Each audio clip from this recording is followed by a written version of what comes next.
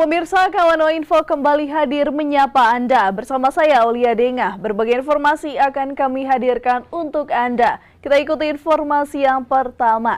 Pemirsa, operasi ketupat samrat resmi bergulir.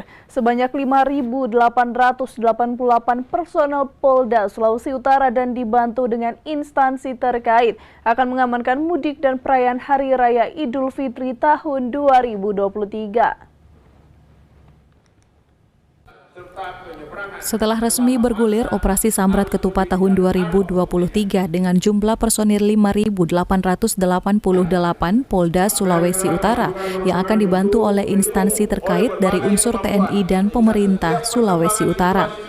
Kepala Kepolisian Daerah Sulawesi Utara Irjen Pol Setio Budianto mengatakan pihaknya telah membuat pos pengamanan hingga pos pelayanan untuk para pemudik dan pengamanan Hari Raya Lebaran.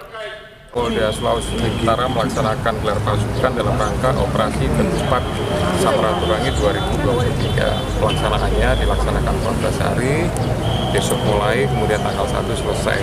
Nah, harapan kami tentunya memang untuk di wilayah Sulawesi Utara peningkatan kegiatan atau aktivitasnya tidak terlalu banyak, tapi tetap saja, gitu. Artinya banyak dari masyarakat dari daerah lain, kemudian dari provinsi lain, karena memanfaatkan cuti panjang yang diberikan oleh pemerintah, ya, kemudian kembali ke wilayah Sulawesi Utara, ke kabupaten kota.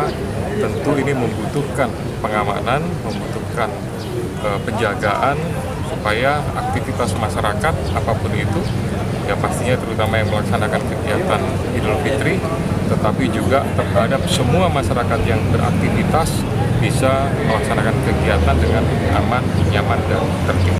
Pihaknya juga berharap masyarakat Sulawesi Utara dapat mendukung pelaksanaan Operasi Ketupat Samrat 2023 untuk tidak lengah dengan penyebaran COVID-19 dan mudik yang aman.